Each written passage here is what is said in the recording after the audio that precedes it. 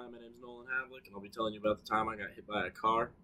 What happened is my day started off with me at home, and I was hanging out with my family. And about 11 o'clock, I needed to go off to school back to UNM, and I live in Rio Rancho, so it's about a 30-40 minute drive. And so what I did is I took my usual route, except for one thing. I stopped by my workplace to say hi to my boss and to figure out when I was working. Um, and doing this caused me to take a slightly different route.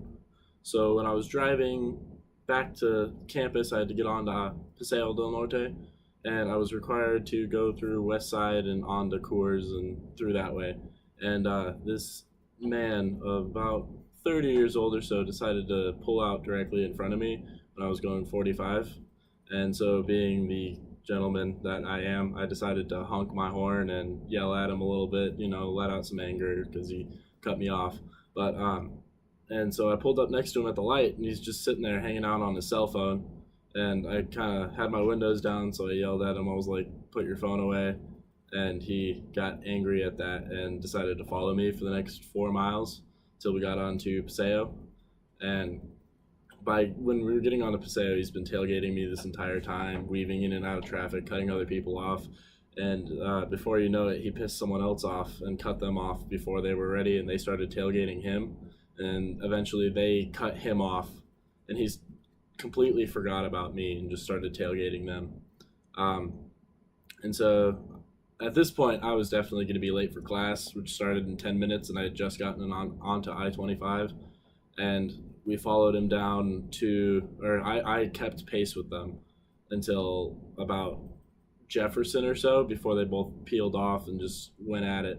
And just forgot about them, went on my merry way, and before you know it, I'm back at campus 10 minutes late for class.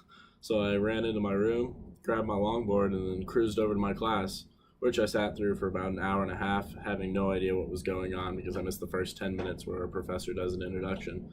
And then after class, I decided to take a different way back and go by the sub. My class was in Danesmith, so I had to circle around right by the sub. I grabbed a water bottle, and I went to the parking garage to longboard around the parking garage just for a little while, just down and out.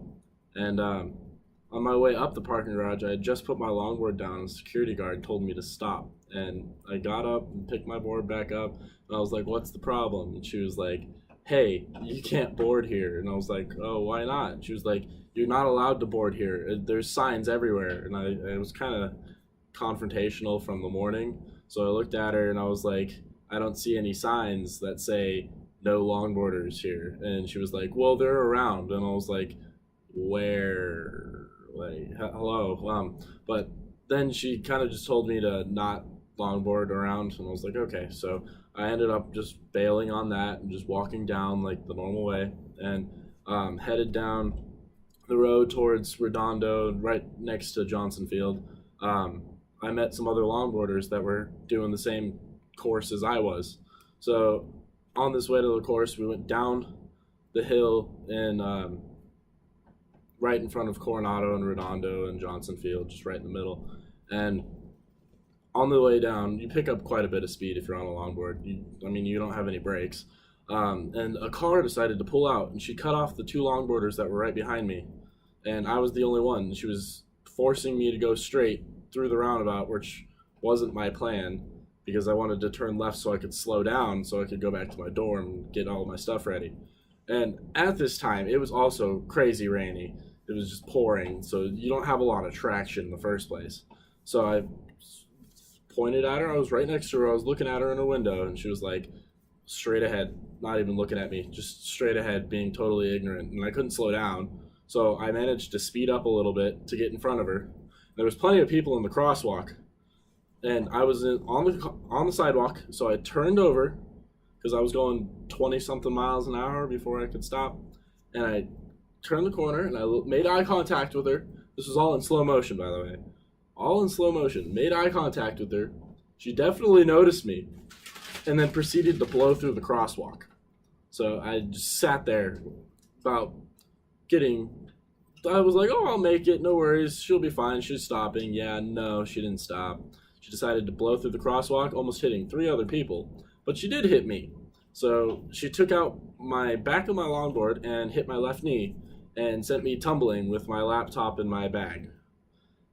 I took a big tumble, scraped off about a quarter inch of my hand right there, just quarter size thickness, about 10 layers of skin or so, just off.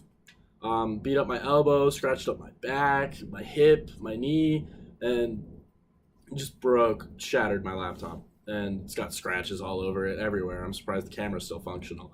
But I got up and she drove off. I watched her blow through the stop sign at the bottom of the hill as well, and I was just awed. A bunch of people ran up, asked me if I was okay. My phone was on the floor. It came out of my pocket.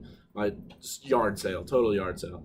And I was just shocked by someone paying that little attention and just being out there, you know? Um, and from this, I discovered the universal meaning of don't trust anyone, because you never know what someone's going to do. You never know what their life problems are at the moment, what they're going through. And really reflected on that a lot now. After events, like just what took place the next 3 days, I was sore. I kind of treated it like a normal wipeout, just went on with my day, but man, I couldn't walk for 2 days. I just finally decided to file a police report about a week later, and my insurance paid $500 for my laptop to somewhat get replaced, even though my laptop's like $1,200. But yeah, that's my story. Hope you enjoyed.